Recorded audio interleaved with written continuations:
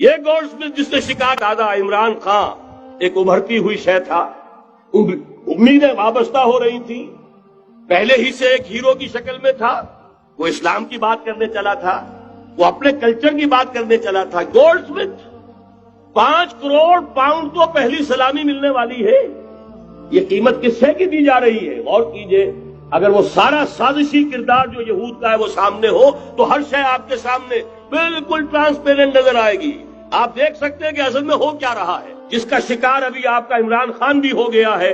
کل جمعے میں مجھے اس کے بارے میں گفتگو کرنی ہے۔ وہ آرڈر آف دی الومناٹی 1776 میں قائم کیا گیا تھا، یہودیوں کی سازش، وہ آج تک چل رہی ہے۔ آج بھی یہودی ہے کہ جو اسلام کا خاتمہ اور مسلمانوں کو اپنے کمی کاری بنانے کے لیے ایک پورے ورلڈ آرڈر کا نقشہ بنا کر آ چکے ہیں، اور آج در حقیقت آپ کا اصل دشمن، میں بالکل اتفاق کرتا ہوں مولانا سے، اصل دشمن نمبر 1 میرے اور آپ کے اندر موجود ہے، میرا اور آپ کا نفس۔ اصل دشمن یہ ہے، نفس ما ہم کم طرف فرعون نیست لیکن اورا اون ایرا اون نیست۔ اور دوسرا خارجی دشمن سب سے بڑا یہودی، لیکن یہ کہ اس وقت کے اور اس وقت کے حالات میں ایک بڑا فرق واقع ہوا ہے۔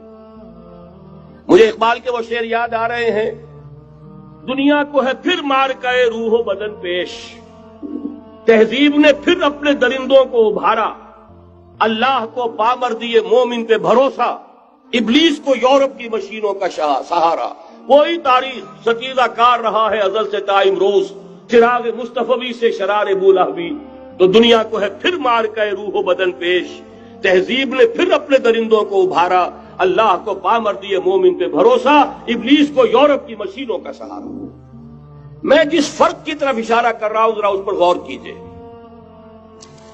جس وقت یہودی حضور صلی اللہ علیہ وسلم اور صحابہ کرام کی مخالفت کر رہے تھے، ان کے اور عیسائیوں کے درمیان دشمنی تھی۔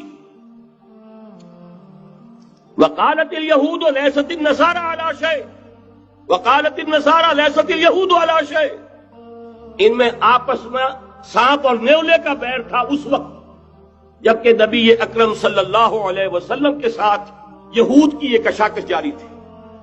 یہی وجہ ہے کہ آپ کو معلوم ہے کہ قرآن مجید کہتا ہے کہ بدترین دشمن تمام انسانوں میں اہل ایمان کے وہ یہود ہیں، اور قریب ترین اگر کسی کو پاؤ گے دوستی میں مسلمانوں کے تو وہ نصارہ ہے۔ سورہ مائدہ کی آیت ہے، وَلَتَجِدَنَّ أَشَدَّ النَّاسِ عَدَاوَةً لِلَّذِينَ آمَنُوا الْيَهُودَ وَلَتَجِدَنَّ أَقْرَبَهُمْ لِلَّذِينَ آمَنُوا مَوَدَّةً لِلَّذِينَ آمَنُوا الَّذِينَ قَالُوا إِنَّا نَصَارَى۔ اس وقت صورتحال یہ تھی۔ آج زمین و آسمان کا فرق واقع ہو چکا ہے، آج یہودی عیسائی پر مسلط ہو چکا، یہودیوں نے پورا عالم عیسائیت فتح کر لیا، آج پورا عالم عیسائیت یہودیت کا اعلی کار بن چکا ہے۔ چنانچہ پہلے تو ایک ہی بات تھی، یہ تو تقریباً 300-400 سال قبل ہو چکا، کہ west white Anglo Saxon Protestants یہ تو اعلی کار بن گئے تھے آج سے صدیوں پہلے، انہی کے ذریعے سے یورپ کے اندر انہوں نے سود کی اجازت حاصل کی، انہی کے ذریعے سے یہ ساری فحاشی اور یہ ساری عریانی کا جو بازار گرم کیا، یہ در حقیقت آزاد خیالی، لبرلزم،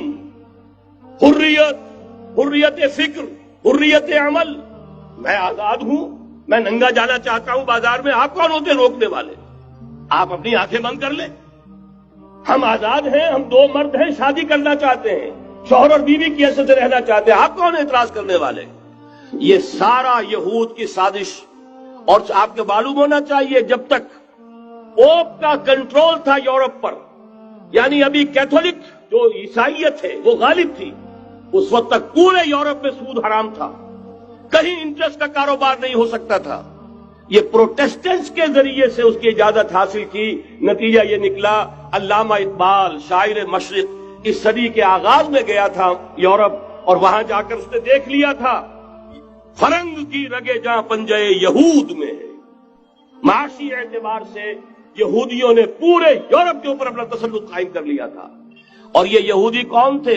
روتھ چائلڈز، گولڈ سمتھس، بہرحال مجھے جو دوسری بات کہنی تھی وہ یہ کہ یریدون لیطفئوا نور اللہ بافواہہم، اس وقت بھی یہودی تھا، آج بھی یہودی ہے، لیکن فرق یہ واقع ہوا ہے کہ اس وقت یہودی کے کنٹرول میں عیسائی نہیں تھے، بلکہ 1200 برس تک یہودیوں کے اوپر ظلم و ستم بلکہ ہوتا رہا عیسائیوں کے ہاتھوں. پورے یورپ میں پرسیکیوٹڈ تھے. انہیں اگر کہیں سہارا ملا مسلمانوں کے ذریعے سے اسپین میں ملا ہے. بن گوریان نے خود لکھا اپنی کتاب میں کہ ڈیورنگ دی ڈائسپورا، یہ ہمارا جو انتشار کا دور ہے 70 عیسوی سے جو شروع ہوا تھا، اس ڈائسپورا کے دوران our golden period is the period of Muslim Spain.